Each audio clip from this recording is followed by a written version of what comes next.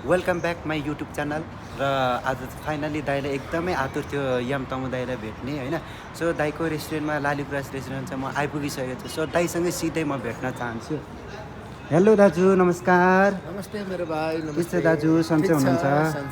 अनि आज आज लोसार भन्थे, लोसार कस्तो भयो त दाजु? लोसार एकदम रमाइलो भयो होइन, गइयो। हजुर भाइ पनि एकदम डान्स गरे सोनम लोसार होइन। हजुर 16 जनवरी आज रमाइलो भयो दाजु। रमाइलो भयो एकदम बवाल नाच्छ होइन। अनि अरू केही भन्नु छ दाजु हजुरलाई? अरू अब भाइको जो युट्युब च्यानल छ होइन, सबैले माया गरिदिनु होला त्यो भन्न चाहन्छु। थ्याङ्क यू सो मच भाइ, धेरै राम्रो कुरा गरिदिनु भयो। दाइसँग चाहिँ भेट हुन पायो, धेरै उत्साहित थियो। धेरै महिनापछि चाहिँ दाइसँग भेट्ने ठुलो एउटा चाहना थियो। र सँगसँगै दाइसँग चाहिँ अब लोसारको टाइममा चाहिँ एउटा घुम्ने एउटा के अरे दाइसँग चाहिँ समय मिल्यो र जाने मौका मिल्यो र आज गइयो। सो सँगै भयो। अब सायद लास्ट भेट यही होला। अब घर जाँदैछु म होइन। पछि अब यदि टाइमले भएसम्म मिलेसम्म चाहिँ अब नेपालमै भेटौँला है त दाजु। थ्याङ्क यू सो मच दाजु। हजुरसँग धेरै धेरै खुसी लाग्यो, धेरै माया छ है दाजु। पछि फेरि भेटौँला। ल हाम्रो सोल्टीहरूलाई पनि ल है सोल्टी, यस्तै हो हामी विदेशमा होइन, सबैजना अब काम गर्न आएको होइन। यस्तै हो अब समय भने त यस्तै हो, कहिले अब के हुन्छ कहिले के हुन्छ कसैले थाहा हुँदैन होइन।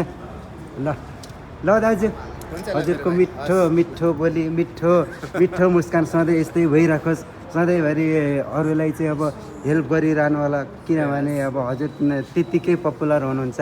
फेरि अझै पनि अगाडि बढ्दै गर्नु होला। हुन त दाजुले मलाई यस्तो अर्थबुद्धि दिने टाइम हो खास त, र पनि भाइले भन्यो होइन। र पनि दाजुको कामहरू चाहिँ धेरै राम्रो छ दाजु। हजुरको कामको चाहिँ धेरै अघि बढोस्। अरूले चाहिँ अरूको दुःख परेको मान्छेहरूलाई चाहिँ धेरै धेरै अब सहयोग गर्नुहुन्छ। उहाँहरूलाई राम्रोसँग गर्नु होला है त दाजु। ओके ल, हस् दाजु। ओके दाई, थ्याङ्क यू सो मच। ल दाइसँग फाइनली भेट भयो। अब चाहिँ हामी पनि जानुपर्ने हुन्छ, किनभने अब समय अलिक कमै छ। किनभने दिनभरि पनि दाइसँगै थियौँ र पनि अब भिडियो बनाउने अलिक टाइम मिलेको थिएन हाम्रो। र अहिले चाहिँ अब अलिकति राम्रोसँग भिडियो बनायौँ। सो तपाईँहरूले भिडियोलाई लाइक गर्नुहोला। अब दाइलाई त चिनिहाल्नु भएको छ, याम तमु दाइ कस्तो भन्ने कुरा होइन।